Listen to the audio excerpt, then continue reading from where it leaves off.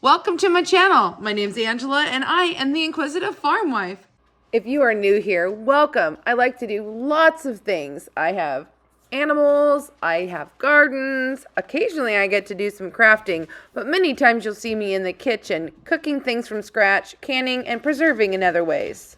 Super glad you're here.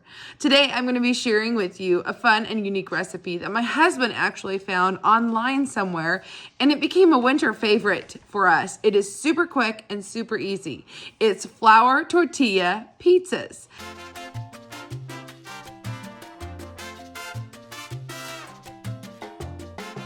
And we've made them in the oven.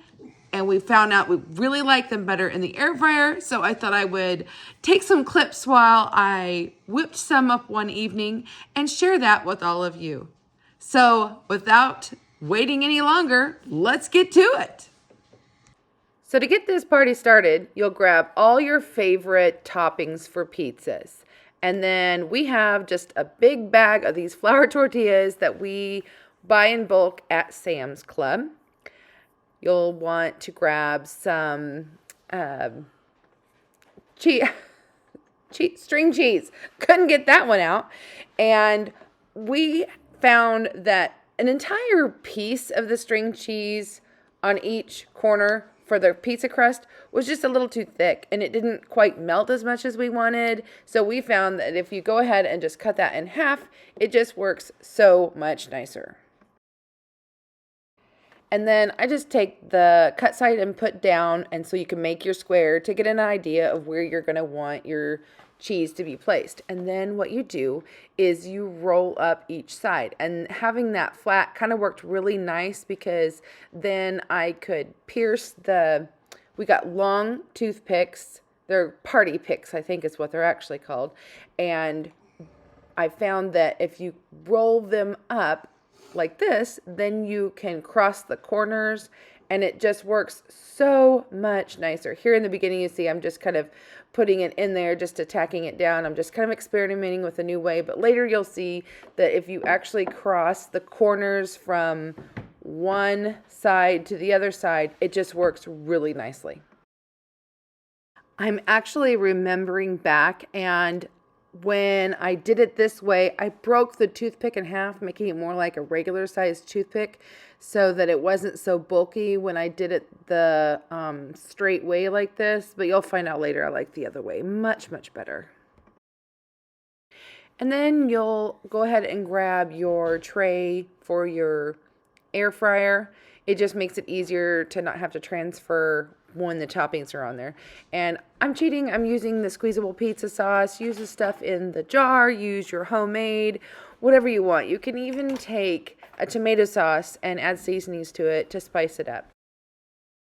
Our family is a house full of cheese lovers, so on top of our pasta sauce, I do like to add some cheese, and I had a little bit of this cheddar cheese, and it just kind of gives it a depth of different flavor. We like cheddar on our pizza. What about you? Are you a strict mozzarella and Parmesan only, or do you add other flavors? We have enjoyed doing pepperoni, peppers, and onions. We went on a kick here for a while where we were having pre-chopped veggies in the fridge, and it just made it so easy for meal prep, and it especially made it easy for this because it takes no time at all to whip these up. We did not have any of the shredded mozzarella, so I went ahead and just grabbed some of the sticks and cut them up, and they actually turned out really, really nice.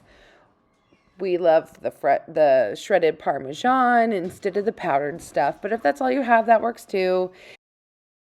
I then like to finish off the pizza with a little extra seasoning. You can get a pizza seasoning, which is a little bit on the spicy side, so just a plain Italian seasoning works really, really well.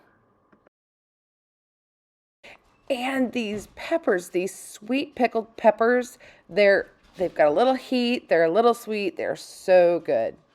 And then so once you finally get all your toppings on just the way you want them, put them in the air fryer. And the way the one I have works is I go ahead And I set my time, and I like to do, I think it was 8 minutes.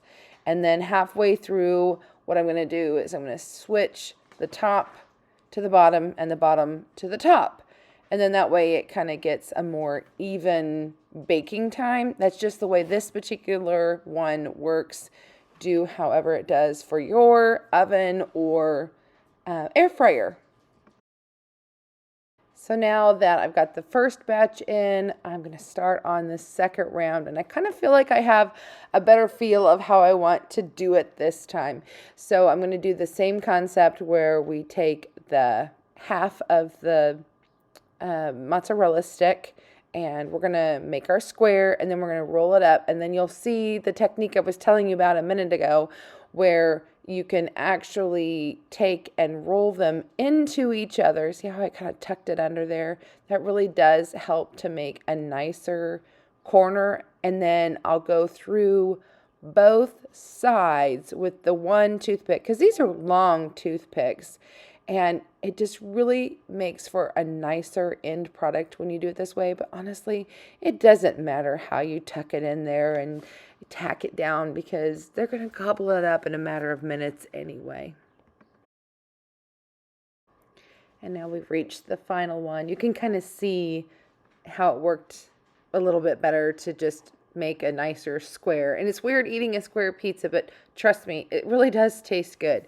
And now that I've got a pattern going here, I just go ahead and I have my sheets of my parchment.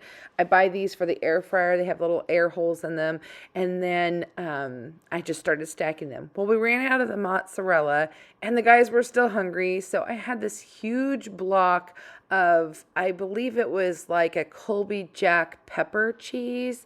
And I have a video. I got that at the Amish book food store. And we finally finished that off. I just made little squares with them, and the boys went crazy over it. I hope you enjoy this treat as much as we did. Let me know in the comments below if you've done something like this before, or the different things that you like to do. Maybe fun, unique topping ideas. So good to spend time with you again. Bye for now.